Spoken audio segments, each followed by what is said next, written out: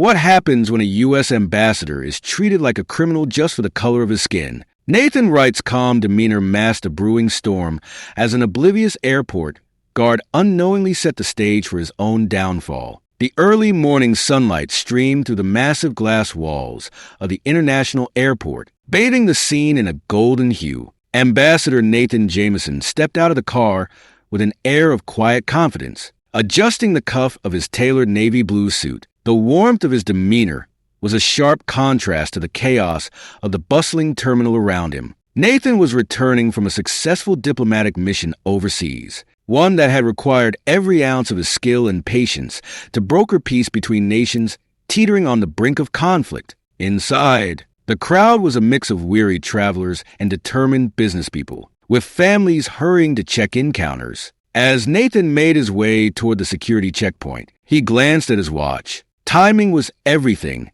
His next stop would be a meeting with government officials about implementing the agreements he'd just secured. The stakes couldn't be higher. At the checkpoint, Rick Daniels, a security guard with a stocky build and an air of exaggerated authority, leaned lazily against the conveyor belt.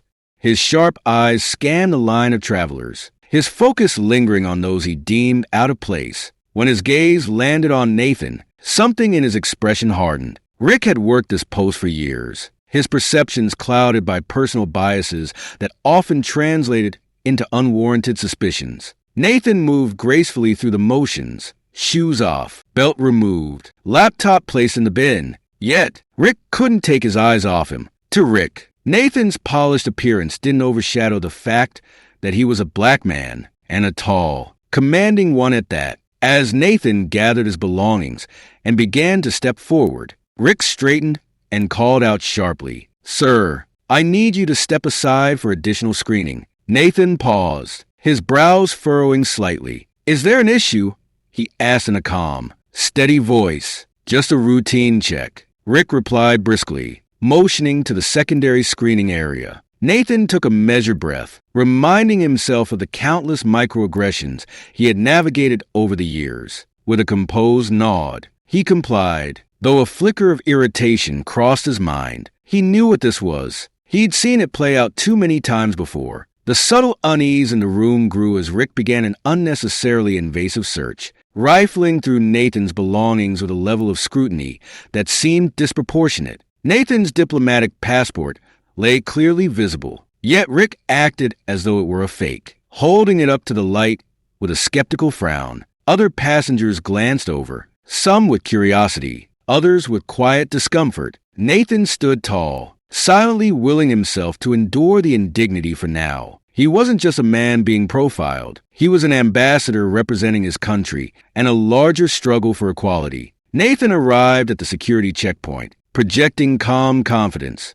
Rick, the security officer, scanned the line, his gaze lingering on Nathan before signaling him out. "Step aside, sir, for a routine check," Rick said, gesturing firmly. Nathan, accustomed to subtle slights, nodded and complied, though he felt the weight of Rick's scrutinizing eyes. As Nathan placed his belongings in the tray, Rick's questions began, pointed and invasive. "Why are you traveling alone? What's in your bag? Where are you coming from?" Nathan's diplomatic passport and accompanying documents were ignored, his status as a U.S. ambassador evidently unacknowledged. Nathan's answers were measured and calm, his years in diplomacy serving him well, though he couldn't ignore the irritation bubbling beneath his composed exterior. Rick, however, seemed intent on uncovering something, anything, to justify his heightened suspicion. "It's just protocol," Rick claimed, but Nathan pointed out the other travelers being waved through without issue. As the interaction drew attention, nearby passengers began to murmur. Some watched uncomfortably, while others turned away, unwilling to get involved. A few volunteers from a neighboring line offered quiet words of encouragement, but Nathan maintained his focus. Rick, sensing the unease around him, doubled down, his tone sharp and dismissive. Nathan took a deep breath, steadying himself as the questioning continued. His patience was wearing thin, but his resolve remained firm. Nathan adjusted his jacket as he stepped aside, placing his belongings on the counter. The atmosphere shifted as Rick, the security officer, zeroed in on him. "Step this way, sir," Rick ordered, his tone curt. Nathan complied without protest, his years of experience in high-pressure situations guiding his every move. The diplomatic passport Nathan handed over, a symbol of his rank and responsibilities, was briefly glanced at before being set aside without a second look. Rick's questioning began, each query more invasive than the last. "Why are you traveling alone?" Rick asked, his voice laced with suspicion. "Where are you coming from? What's in your bag?" Nathan responded calmly, maintaining his composure despite the clear bias. "I'm on official business," he said, his tone steady. "Everything is in order. Feel free to examine the documents I provided." But Rick barely acknowledged his words. "Just standard protocol," Rick replied brusquely, motioning for Nathan's belongings to be searched. "We're thorough with everyone." Nathan glanced over at the other travelers being waved through without incident. The disparity wasn't lost on him, but he chose his words carefully. "I see others are passing without this level of scrutiny," he said. Rick's jaw tightened, his demeanor growing colder. "Are you questioning how we do things here?" he asked, his tone challenging. Nathan raised his hand slightly, palms open. "Not at all. I'm simply pointing out the inconsistency. If there's a concern, I'd like to address it directly." The murmur of onlookers grew louder, and Nathan could feel their eyes on him. Some exchanged nervous glances, while others whispered in hushed tones. A few passengers, visibly uncomfortable with the scene, avoided eye contact entirely. Rick leaned in closer, lowering his voice but maintaining an edge of hostility. "Sir, you're welcome to cooperate, or we can make this a lot more difficult." Nathan took a deep breath, steadying himself. His voice remained even, but there was a firmness in his words. "I have nothing to hide and have been nothing but cooperative. However, I would appreciate an explanation for why I'm being treated differently." Rick dismissed the comment, gesturing for a bag check. Nathan's belongings were meticulously searched, yet nothing of concern was found. Still, Rick seemed unsatisfied. He waved over a second agent, a younger woman who appeared hesitant to join. Her nervous glances toward Nathan did not go unnoticed. "Everything seems in order," the second agent murmured, but Rick silenced her with a look. "Protocol," he barked, his voice cutting through the tension. Nathan glanced at the clock on the nearby wall. The delay was growing, and his patience was wearing thin, but he kept his tone calm. "If there's an issue, I'd like to know. Otherwise, I would appreciate it if I could proceed." Rick's lip curled in a smirk, his authority on full display. "You will proceed when I'm satisfied." Nathan's irritation simmered beneath the surface, but he refused to let it boil over. Years of navigating delicate diplomatic situations had taught him the value of maintaining control, even in the face of overt prejudice. This wasn't the first time Nathan had faced bias, but the blatant nature of Rick's behavior was hard to ignore. He stood tall, his dignity intact. Even as the so-called routine screening dragged on, Rick's demeanor grew more abrasive as the minutes dragged on. Nathan stood calmly, his diplomatic documents in hand, but the tension was palpable. The line of passengers grew restless, with some murmuring their frustration at the delay. Others simply stared, uncomfortable with the unfolding scene, but unwilling to intervene. "You've answered my questions," Rick said, crossing his arms. "But something about your responses doesn't add up." Nathan's brow furrowed, though his voice remained steady. "Exactly what doesn't add up, officer? I provided my identification, my travel itinerary, and the purpose of my trip. Is there something specific you'd like to address?" Rick's lips tightened into a thin line. "I'll decide when I'm satisfied." He leaned in slightly, his tone dropping, but carrying a distinct edge. "You seem a little too polished. Most people would be a little nervous in your shoes." Nathan's patience began to wear thin. "With all due respect, officer," he replied, "I'm not nervous because I have nothing to hide. However, I do have a tight schedule, and I'd appreciate it if we could resolve this quickly."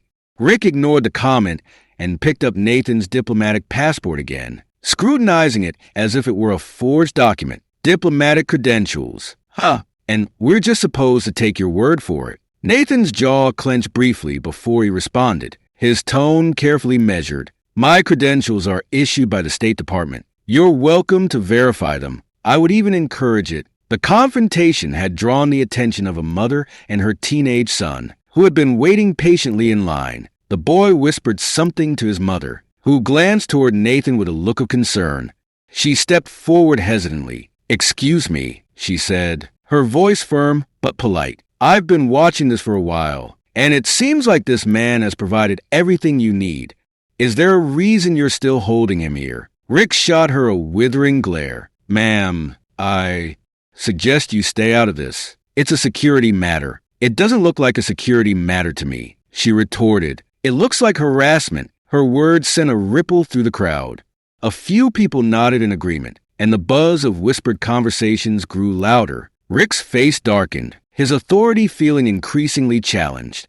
Nathan, however, stepped in to diffuse the tension. "I appreciate your support," he said to the woman, his voice calm, "but I don't want this to escalate further. Officer Rick is just doing his job, though I believe there may be a misunderstanding." Rick bristled, his posture stiffening. "Misunderstanding? No, I think I understand just fine. People like you always try to play the system." Nathan's eyes flashed, but he kept his composure. "People like me," he repeated, his tone carrying a quiet strength. "I'd be very interested to hear what you mean by that." "Officer..." Rick hesitated, realizing he'd overstepped, but his pride wouldn't allow him to back down. "You know what I mean," he muttered. "I'm not sure I do." Nathan replied evenly, though the weight of his gaze made Rick shift uncomfortably. The mother crossed her arms, glaring at Rick. "You should be ashamed of yourself," she said bluntly. Rick ignored her and turned his attention back to Nathan. "If you don't want to cooperate, I can have you detained further." Nathan finally had enough. He reached into his pocket and pulled out a second, more detailed document from the State Department. "I am Nathan Sterling," he said, his voice sharp and clear, "a United States ambassador. I have every right to be here, and I am demanding to speak to your supervisor immediately." The room fell silent. Rick stared at Nathan, momentarily caught off guard, before a smirk crossed his face. "Anyone can claim to be an ambassador. How do I know this isn't forged?" A wave of disbelief passed over Nathan's face, but before he could respond, the teenage boy stepped forward. "Mom, record this," he whispered urgently, and she pulled out her phone. "You're embarrassing yourself," the boy said to Rick. "This guy isn't doing anything wrong, and you're just digging a bigger hole." Rick shot the boy a furious look. "Stay out of this, kid." The boy shrugged. "It's a free country, isn't it? Maybe you should start acting like it." Nathan couldn't help but smile faintly at the boy's bravery, but the situation had gone too far. "Officer Rick," he said firmly, "I've been more than cooperative. Either verify my credentials or bring in your supervisor. If neither of those happens, I will take action to ensure this incident is addressed at the highest level." The crowd murmured in agreement, and Rick's confident facade began to crack. He glanced around, realizing he was losing control of the situation. Just then, a woman in a supervisor's uniform approached. "What's going on here?"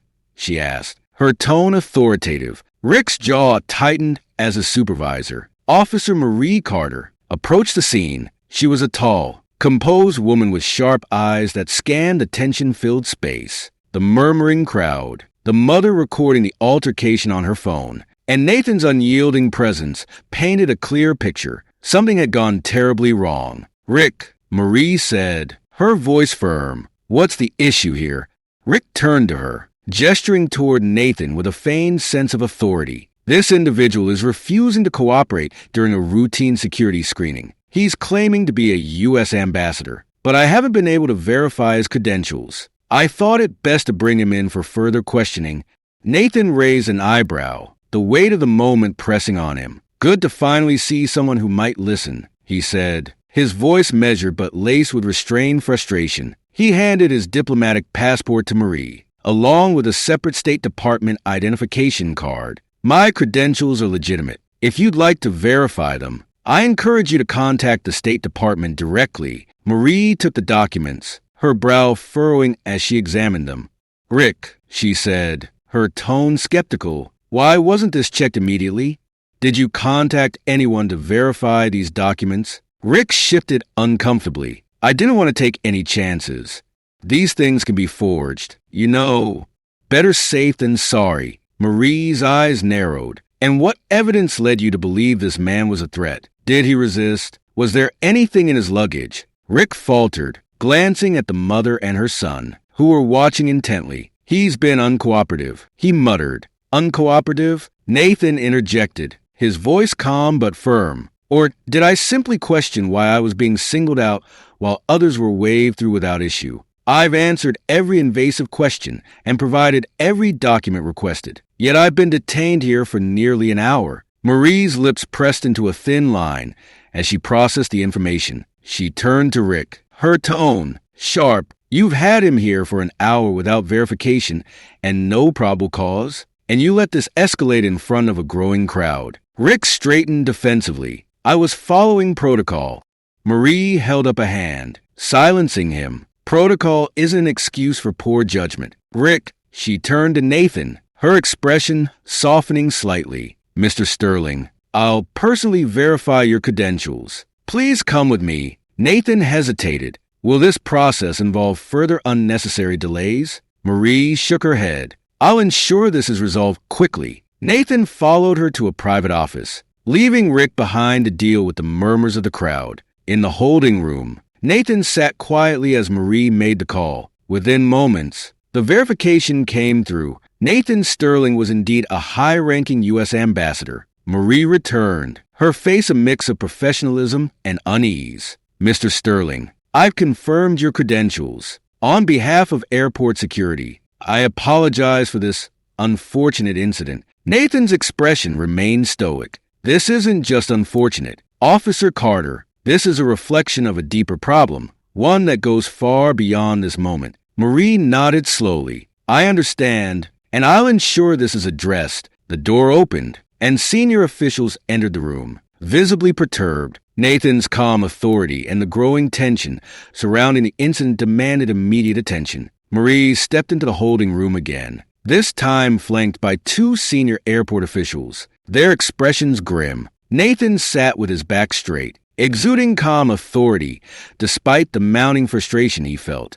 Rick, who had been standing near the door, stiffened as the officials entered. Nathan Sterling, one of the officials began, his tone professional. We've confirmed your credentials with the State Department. On behalf of the airport and our security team, I offer my sincerest apologies for this incident. Nathan nodded but didn't speak, his steady gaze shifting to Rick, who now looked visibly uncomfortable. Marie took a step forward, turning her attention to Rick. Agent Willis, we need to discuss your actions today. Mr. Sterling complied fully and presented valid credentials. Yet you failed to verify them in a timely manner and escalated the situation unnecessarily. Rick opened his mouth to protest. I was just following protocol. Protocols? Marie interrupted sharply. Protocol doesn't involve ignoring valid documentation or detaining someone without cause. And it certainly doesn't include creating an environment where bias dictates your decisions. Rick's face flushed red, but he tried to maintain his composure. I was being cautious. You never know who might be trying to slip through security. The senior official interjected, his voice firm. That may be true, but in this case, you ignored clear evidence that Mr. Sterling posed no threat. Your actions reflect poorly on this airport and on our security procedures. Nathan, his tone steady but pointed, finally spoke. Agent Willis, your caution cost me valuable time and dignity. As a diplomat, I've traveled through countless airports worldwide. I've seen rigorous security done properly, with respect and efficiency. This was neither. Rick's jaw tightened. I was doing my job. It wasn't personal. Nathan's eyes narrowed. It's always personal when bias clouds judgment. You may not see it that way. But people like me, people who face this kind of scrutiny for years, know better. Marie turned to Nathan, her voice apologetic. Mr. Sterling, I assure you will be conducting a full review of this incident. Steps will be taken to ensure it doesn't happen again. The senior official nodded.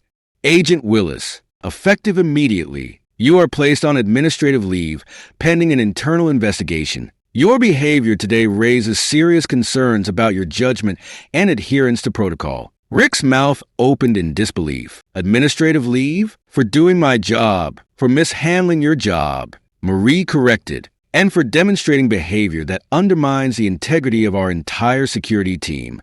Rick was escorted out of the room by another officer, his expression a mix of anger and humiliation. The atmosphere in the room shifted, and Nathan felt a small sense of vindication, though the weight of the experience still lingered. Marie turned back to Nathan. Again, Mr. Sterling, I deeply regret what's happened here. If there's anything we can do to make this right, please let us know. Nathan rose, adjusting his suit jacket. What's done is done. What matters now is that you take real steps to ensure this doesn't happen to someone else. Profiling and prejudice have no place in a system meant to protect and serve all people equally. Marie nodded, a flicker of determination in her eyes. Understood. We'll be implementing changes. Nathan gave her a curt nod and left the holding room, his calm demeanor intact. As he stepped back into the terminal, he noticed the stares of onlookers, the murmurs of sympathy, and the lingering tension in the air. The incident wasn't over, not by a long shot. A day after the incident, a video recorded by a bystander began circulating online. The footage showed Nathan's composed demeanor as he calmly dealt with Rick's aggression and baseless interrogation. The moment where Nathan presented his diplomatic credentials, only to have them dismissed by Rick, resonated deeply with viewers. By the end of the day, hashtags like hashtag ambassador profiled and hashtag equal treatment now were trending on multiple platforms. Nathan's phone buzzed constantly with messages and notifications. Supporters applauded his grace under pressure, while others expressed outrage at the blatant bias he endured. The video attracted millions of views within hours, sparking heated debates about racial profiling in security settings. Look at how he handled himself. This man has more patience than I ever could. One commenter wrote. Another added, this is exactly why we need systemic reform. Bias like this puts everyone at risk. Not everyone, however, was on Nathan's side. Some comments defended Rick's actions. He was just doing his job. You can't be too careful these days. One person argued. Others resorted to veiled racism, questioning Nathan's credibility despite the overwhelming evidence in his favor. Nathan scrolled through the flood of reactions, his emotions a mix of gratitude for the support and frustration at the ignorance on display. He was no stranger to these debates, but seeing it play out in real time was a stark reminder of the long road ahead. A journalist reached out, requesting a statement. Nathan decided it was time to address the issue directly. Sitting at his desk, he composed a thoughtful response. This isn't just about one incident or one person. What I experienced is a reflection of a deeper issue within our systems, one that affects countless others who don't have the privilege of a platform to speak out. My hope is that this moment sparks meaningful conversations and, more importantly, actionable change. Discrimination has no place in security measures, or anywhere else for that matter. His statement struck a chord, earning widespread praise for its balanced and constructive tone. News outlets began picking up the story, with headlines like Ambassador's Experience Highlights Bias in Security Practices and Diplomat Detained, a call for reform. Meanwhile, the airport issued a carefully worded statement acknowledging the incident, but avoiding direct accountability. We take all claims of unfair treatment seriously and are reviewing the matter to ensure our procedures meet the highest standards. It read. The public wasn't satisfied. Comments flooded the airport's social media pages, demanding apologies and immediate action. The video in Nathan's response had ignited a firestorm that the airport could no longer ignore. Nathan's video interview with a major news network was the tipping point. Dressed impeccably in a sharp suit, he spoke with eloquence and authority. This isn't about vilifying individuals. It's about addressing the systemic biases that enable such incidents. Change isn't easy, but it's necessary, and I'm committed to being part of that process. The network aired the interview alongside excerpts from the viral video, juxtaposing Nathan's composure with Rick's hostility. The segment ended with a poignant line from Nathan. We all deserve to move through the world with dignity. That starts with holding systems accountable for the harm they perpetuate. As the segment aired, the hashtags grew even more popular, and prominent figures weighed in, calling for reform. Advocacy groups reached out to Nathan, expressing solidarity and offering support for any initiatives he planned to pursue. By the end of the week, the incident had become a national conversation, shining a spotlight on the biases that exist within airport security. For Nathan, the viral attention was a double-edged sword. It amplified his message, but also placed an intense spotlight on his personal life. Still, he knew this visibility was vital for lasting change.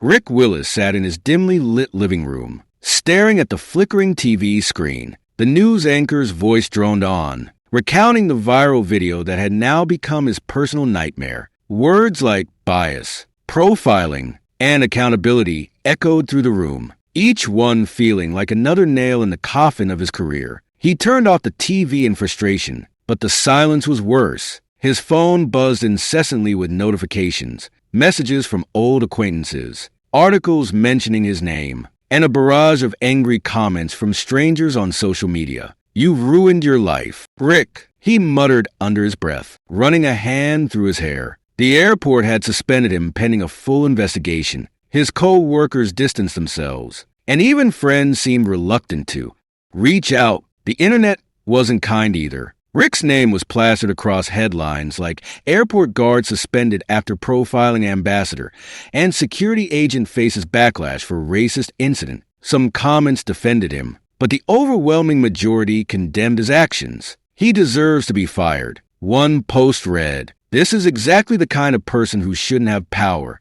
Rick tried to justify his behavior to himself. "I was just doing my job," he muttered, but the words rang hollow. The images of Nathan Sterling, calm, composed, and dignified despite the humiliating ordeal, kept replaying in his mind. For the first time, Rick began to wonder if he had acted out of prejudice, whether he had let his assumptions cloud his judgment. The thought unsettled him, and he quickly pushed it aside. But as the days passed, Rick couldn't escape the fallout. Protesters gathered outside the airport, some holding signs reading "and racial profiling" and "justice for all." Advocacy groups called for widespread reforms, using Rick's actions as a rallying point. Inside the airport, Officer Marie Carter worked tirelessly to address the damage. She initiated mandatory bias training for the security team, ensuring no one else would be subjected to such treatment. Rick's actions had forced the airport to confront its systemic issues, but Marie felt a pang of guilt for not intervening sooner. Meanwhile, Nathan Sterling remained the center of the storm. His interviews and thoughtful statements continued to garner support, inspiring conversations about fairness and equity. Rick, watching from the sidelines, felt a twinge of bitterness mixed with an unfamiliar emotion, regret. He thought about Nathan's calm demeanor, his refusal to lash out despite the injustice. Slowly, Rick began to realize the depth of the harm he had caused. One day, as Rick scrolled through the news, he came across an interview with Nathan. The ambassador's words hit him hard. "This isn't about vilifying individuals," Nathan said, his voice steady. "It's about addressing the systemic biases that allow such incidents to occur. Accountability is essential, but so is growth. We can all learn to do better." Rick closed his laptop, his chest tight. For the first time, he considered reaching out to Nathan, not to defend himself, but to apologize. The idea terrified him, but it lingered in his mind. As Rick's suspension turned into termination, he knew his career in airport security was over. Yet, the incident forced him to confront his biases and reevaluate his actions. Whether he would act on this newfound awareness remained uncertain. But the seeds of change had been planted. Nathan's grace had turned Rick's arrogance into introspection, a small but significant step toward a broader transformation. Nathan Sterling sat at his desk, his mind buzzing with ideas for change. The memory of his humiliating encounter at the airport still lingered, but instead of bitterness, it fueled a fire within him. This wasn't just about his experience. It was about ensuring no one else would endure such prejudice again. He drafted a proposal for a campaign aimed at reforming airport security protocols. The initiative, called Equality in Transit, focused on mandatory bias training, improved oversight, and clear accountability measures for discriminatory actions. Nathan reached out to civil rights organizations, advocacy groups, and lawmakers, leveraging his position as an ambassador to bring influential voices into the conversation. "I want this to be bigger than me," Nathan explained during a meeting with Senator Diana Hughes, a longtime advocate for racial justice. "This isn't just about airports. It's about the systems that perpetuate these biases. We need structural change." The senator nodded, impressed by Nathan's vision. "You're turning a painful experience into something transformative, Nathan." "That's powerful." As news of his efforts spread, Nathan received messages from people across the country. A young woman wrote about being profiled at a different airport while traveling to visit her sick mother. A father shared how his teenage son was detained for hours because of his Middle Eastern heritage. Nathan read each story, his resolve deepening with every word. At a town hall event, Nathan addressed a crowd of community members, activists, and media. "Bias in security measures isn't just an inconvenience. It's a violation of dignity and human rights. This fight isn't about dismantling security, but ensuring it protects all of us equally." The audience erupted in applause, and Nathan saw hope reflected in their faces. His campaign gained momentum. Local airports began adopting the recommendations outlined in his proposal, and larger hubs expressed interest in piloting the reforms. Nathan collaborated with educational institutions to create training programs tailored for security personnel, emphasizing empathy, cultural awareness, and fair practices. Nathan also focused on fostering dialogue. At conferences and workshops, he shared his story alongside others who had experienced similar treatment. His message was consistent. Real change starts with understanding, and understanding begins with listening. One particularly moving event involved a panel discussion where Nathan was joined by former security professionals who had undergone bias training and now advocated for fairer practices. Their testimonies highlighted the transformative potential of education and accountability. Meanwhile, stories of Nathan's advocacy resonated internationally, with other nations expressing interest in adopting similar reforms. His work became a global movement, proving that one person's stand against injustice could ripple outward, creating waves of progress. Despite his demanding schedule, Nathan remained grounded. He often returned to the same airport where the incident occurred, speaking with staff and passengers, ensuring the implemented changes were making a difference. In those moments, Nathan felt the weight of his mission lift slightly, replaced by the satisfaction of knowing his pain had paved the way for progress. Months later, Nathan Sterling found himself at the same airport where the incident had unfolded. The once familiar tension he had felt walking through security was now replaced with a quiet sense of curiosity. As he approached the checkpoint, he noticed subtle but profound changes. The signage was clearer, outlining passengers' rights and security protocols. Staff members greeted travelers with warmth, and the overall atmosphere felt more welcoming. Nathan watched as a family ahead of him went through the process smoothly, the security officers offering smiles and clear instructions. When it was his turn, a young officer politely asked for his documents. Nathan handed over his diplomatic passport. The officer's demeanor was professional but friendly, and the process was swift. "Thank you, Ambassador Sterling," the officer said, handing back his passport. "Have a safe flight." Nathan nodded, a small smile playing on his lips. It wasn't the acknowledgement of his status that mattered. It was the respect and fairness in the interaction. He made his way to the gate, where he saw a news segment playing on a nearby television. It covered the reforms inspired by his campaign, highlighting airports across the country that had adopted new training programs and accountability measures. The reporter mentioned how incidents of profiling had decreased significantly, a direct result of Nathan's efforts. In another corner of the airport, Rick sat in a quiet cafe, nursing a cup of coffee and watching the same broadcast. His face was unreadable as he listened to the reporter describe Nathan's advocacy. For the first time, a flicker of regret